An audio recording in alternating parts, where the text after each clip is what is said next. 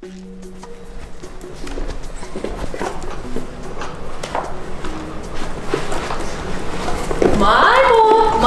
nu pagaidi mani! Nu klausies, nu šajās šūpolītes tu gan neielidīsi mazajiem bērniem.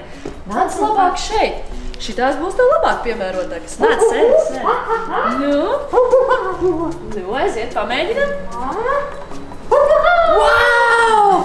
Cik augstu tev sanāk? Uš, malacis!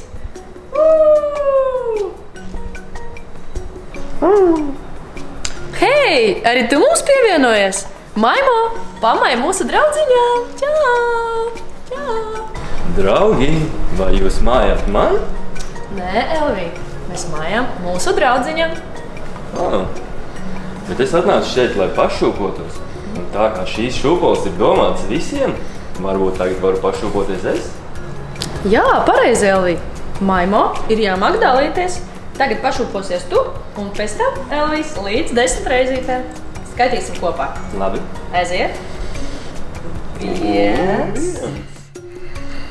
2, 3, 4, 5, 6, 7, 8, 9 un 10. Malacis, Maimo. Nu ko, tagad būs mana kārta? Nu, aiziet, Elvī. Ui! Un 1, 2 un 3. Tas nav godīgi. Maimo paliek bēdīgs, ka tu skaiti tik lēni. 3 ar astīti. Un 4. Wow! Maimo, tev viss kārtībā?